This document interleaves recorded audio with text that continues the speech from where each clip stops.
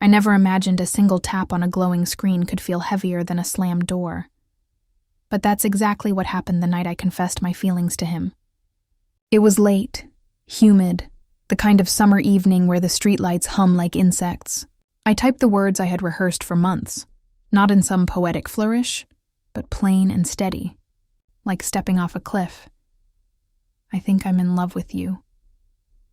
My hands trembled as I pressed send. He didn't respond, not for hours. I watched the typing dots appear, disappear, reappear, then vanish entirely. The silence was a wound, but it was his public post the next morning that truly cut. Against a photo of a sunrise, he wrote, "Love yourself first. Don't rush into anything." The caption was like a sermon, polished and distant. I stared at it until the letters blurred, trying to decide if it was meant for me or for an invisible crowd. I could have ignored it. Instead, I scrolled to the comments and typed, "Same for us girls, too." It was a small rebellion, a reminder to myself that I wasn't just a supporting character in his story. People liked my reply. I liked it too. But behind my phone screen, my chest felt hollow. Over the following weeks, life continued like a movie I'd been written out of. We still shared the same group chats. He still sent me memes at 2 a.m., little crumbs of familiarity, but nothing about the confession. We were orbiting each other, same planet, different skies. I tried to stay busy. I joined a volunteer project restoring old houses, spent weekends sanding floors, painting walls. Each brushstroke became a way of painting over my ache. I told myself stories about why he hadn't said yes. Maybe he was protecting me. Maybe he wasn't ready. Maybe his post was his way of setting me free. But the truth was simpler and crueler. He didn't love me back. At least not in the way I wanted. That realization didn't come all at once. It was like water seeping through a ceiling. Slow, inevitable. One evening, as I packed up after a long shift at the project, an older volunteer named Helen sat beside me. "You can build a house from the ground up," she said, "but if you build it on the wrong plot, it'll never be home." She wasn't talking about me, but the words landed anyway. I started dating again. Not seriously. Coffee with someone from my photography class. A walk with a friend of a friend. Nothing stuck, but I felt myself slowly returning to life. My hair grew longer. My laughter came easier. Even when I bumped into him at a mutual friend's birthday, I didn't feel that sting of longing. We exchanged polite smiles. He looked tired, older somehow, like someone who'd been carrying a secret weight. That night after the party, I opened my journal and wrote, "I am still here. I am still worthy." It wasn't a declaration of victory, just a quiet promise to myself. Months passed. Seasons turned. My volunteer project became a full-time job offer. One afternoon, while photographing a finished house, I met someone, Daniel. He wasn't like him. Daniel didn't quote aphorisms online or vanish behind vague captions. He built things with his hands, laughed with his whole body, and when he looked at me, it felt like sunlight instead of shadow. Our relationship didn't flare like a match. It was steady, like coals glowing. We talked about everything, books, family, the small humiliations of our pasts. For the first time in a long time, I didn't feel like I had to audition for love. It just existed. Still, I thought about him sometimes. Not with bitterness, but with curiosity. Did he ever think of me? Did he regret anything? I never knew. Until, of course, the day he found out. It was a rainy Thursday when Daniel proposed. Not with an elaborate plan or a viral-worthy stunt. Just the two of us, in the quiet of the restored house we'd first met in, his hands rough from work and warm against mine. My answer was yes. The simplest word, but it felt like a cathedral opening.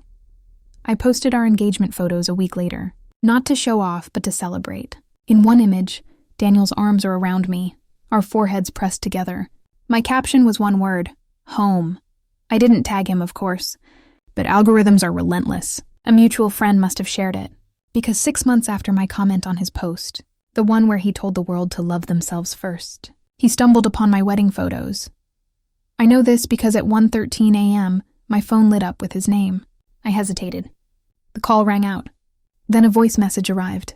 His voice was shaky, the kind of tremble you hear in someone who's either been crying or is about to. I pressed play. His first words were my name, then silence. Then something that made my heart stop, not from longing, but from the weight of whatever truth was coming next. The moment I heard his voice on that recording, everything around me went still. Daniel was asleep beside me, his breathing soft and even, his arm draped over my waist. Our bedroom smelled faintly of paint. We'd spent the day redoing the window frames. And yet the sound of that shaky message felt like stepping into a cold wind. I sat up, slipped out of bed, and padded barefoot into the kitchen. I replayed the message. His first word was my name again, but softer this time, almost like a prayer. Then, I saw the photos. Congratulations. A pause, followed by a strained laugh. Then the tremor. There's something you should know. That was all. The message cut off like a sentence unfinished. No explanation, no context. My thumb hovered over the screen. Part of me wanted to delete it, to leave it where it belonged, in the past. But another part of me, the part that had once stared at his cryptic sunrise post, needed to know. I texted back, "What is it?" No reply. I poured a glass of water, sat at the kitchen table, and stared at my reflection in the dark window. Behind me, the house we'd built together felt warm, alive. But inside me, an old ache flickered awake. The next morning, Daniel noticed I was quiet. He asked if I was nervous about the wedding. I smiled, shook my head. I didn't tell him about the message. It wasn't secrecy exactly. It was a kind of self-protection. I needed to understand it before I spoke it aloud. Days passed. Invitations went out. My dress hung in the closet like a waiting ghost. The message still sat on my phone, unresponded. Then, one night, a new notification appeared. Another voice message. Longer this time. I locked myself in the bathroom and pressed play. His voice was clearer now, but still trembling. "I didn't ignore you because I didn't care," he said. "I ignored you because I was scared." I closed my eyes. When you confessed, I'd just found out something that changed everything. My father was sick. I was about to leave for another country. I thought if I said yes to you, I'd tie you to a life of waiting, of uncertainty. I thought I was protecting you. The words spilled out like rain against glass. I posted that thing about loving yourself first because I wanted you to move on. I wanted you to be free. I didn't think it would feel like this when you did. I leaned against the sink, the cold porcelain pressing into my back.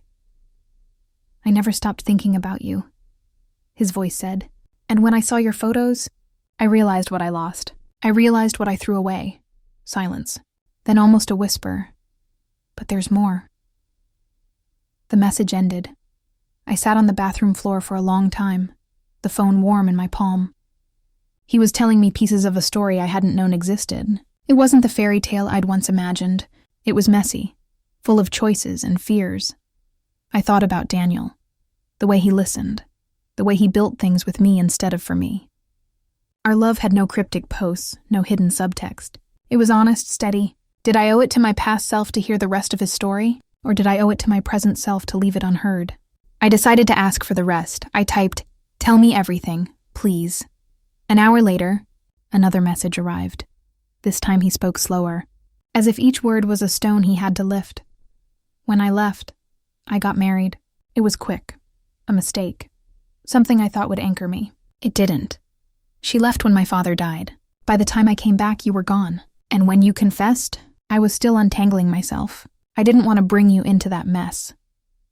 I covered my mouth with my hand. Married. He'd been married. I thought if I disappeared from your life, you'd find someone who deserved you, and you did. But now, hearing your voice, seeing your smile in those photos... He stopped. The sound of his breath filled the space. "I just needed you to know the truth before you start your new life. I needed to say I'm sorry. And a sharp inhale. I still love you." The message ended. I sat in the dim bathroom, my knees pulled to my chest. His confession rippled through me like a shockwave. Not because it reignited an old flame, but because it rewrote the entire history I thought we had. For years I'd told myself a story, that he didn't care, that he was indifferent. But now I knew the truth was more complicated, layered with fear and loss. It didn't make our past right. It didn't change my present. But it did change the way I carried the memory of him. I opened a new message. My fingers hovered over the keyboard. How do you respond to someone's belated love when you're about to marry someone else? I typed, erased, typed again. Finally, I wrote, "Thank you for telling me. I wish you peace." I didn't hit send. Not yet. The wedding was 3 weeks away. Daniel and I were finalizing the seating chart when my phone buzzed again. Another message. I excused myself, walked out onto the porch. The evening was dusky and cool, the scent of cut grass in the air. This message wasn't a confession. It was something else entirely. "I have something of yours," his voice said. "Something you gave me that night you confessed." "I think you forgot," my pulse quickened. "What could it be?" "I want to give it back before your wedding, please. Meet me once." No strings, just closure. I stared at the horizon, my thumb shaking above the screen. In the kitchen, through the window, I could see Daniel laughing with my sister over the seating chart. Our life together, solid and real. And yet, a small part of me, the part that had once waited for a reply to a confession, still wanted to know. "Still needed to see," I typed, "Where?" We agreed to meet in a small cafe on the edge of town, a place with creaky wooden floors and windows streaked with last night's rain.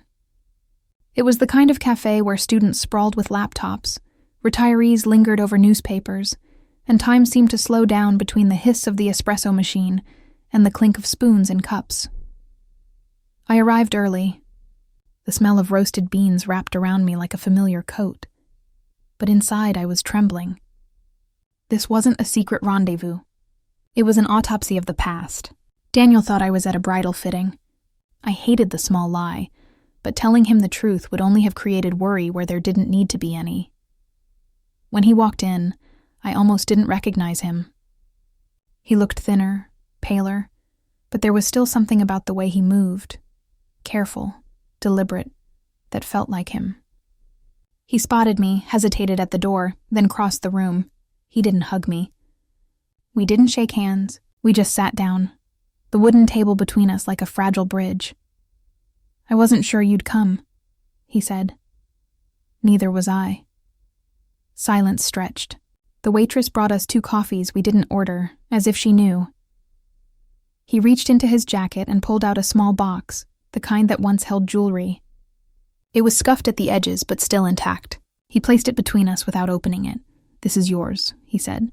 I stared at it. I didn't remember giving him anything like that. "You handed it to me the night you confessed," he said softly. "I think you thought it was a joke at the time." "A just in case." I opened the box.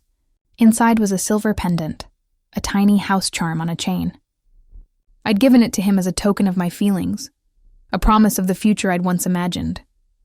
A home together, built from scratch. Seeing it again after all these months was like holding a ghost. "You kept it," I whispered. "I kept everything," he said. "Even the messages you deleted. Even the birthday cards," he exhaled, shaky. "I wanted to give it back before you married him. Not to ruin anything, just to close the circle." I closed the box. My hands were steadier than I expected. "You know this doesn't change anything," I said. He nodded. "I know. I don't expect it to. I wanted you to know that I wasn't indifferent, that I wasn't cold, that I loved you in my own broken way." His eyes glistened. He looked older than he had at the door, like the confession itself had aged him. "I don't regret saying yes to Daniel," I said quietly. "He's my partner. He builds things with me, not just for me. He shows up, I know," he said. "And I'm glad. Truly." He hesitated. "But when I saw your wedding photos, I realized I'd built a life out of reasons and excuses. And you'd built one out of courage. I wanted to honor that before you go." The weight in my chest shifted. For so long, I'd carried a version of him that was part villain, part mystery. But here he was, a man who had loved me but hadn't known how, who had made mistakes and lived with them. I slid the box back across the table. "Keep it," I said. He blinked. "Why?" "Because it's part of your story too," I said. "It's where we were. I don't need it anymore." He pressed his palms to the box, then closed his eyes for a long moment. When he opened them again, he looked lighter, like someone who had finally set down a heavy bag. "Thank you," he said. We finished our coffees in silence. Outside, the rain had stopped. Sunlight streamed through the window, catching on the pendant in the box. As we stood to leave, he said, "I hope he makes you happy." "He does," I said. "And I hope you find that too." We walked out together, but parted at the corner without another word. I drove home with the windows down, the wind whipping through my hair. The weight that had lived in my chest for years felt like it was dissolving, thread by thread. Daniel was on the porch when I arrived, waving. He didn't ask where I'd been. He didn't need to. He took my hand, and we walked inside together. That night, as we sat on the couch planning our vows, my phone buzzed once more. A final message from him. "Thank you for meeting me. Thank you for loving me once. I'm letting you go now." I smiled. Not a sad smile, but a full one. The kind that comes when a story ends not with a twist, but with a truth. I deleted the message. Not in anger, but in peace. When I looked at Daniel, I saw the life I had chosen. A life built from presence, not absence. A life where love wasn't a cryptic post, but a steady hand reaching for mine. And for the first time, the past didn't feel like an unfinished sentence. It felt like a chapter closed. The wedding came and went. We danced under string lights, our friends cheering, the night air warm and alive. There were no ghosts at the edge of the dance floor, no lingering doubts. Just the music, the laughter, and the man whose eyes met mine like sunlight. Sometimes, even now, I think of him. The boy who posted about loving yourself first. The man who confessed too late. But I think of him without ache. He became a lesson, not a wound. We are all in some way built from unfinished stories. We write them, we rewrite them, we hand them back in small boxes across cafe tables. And sometimes, if we're lucky, we close the circle.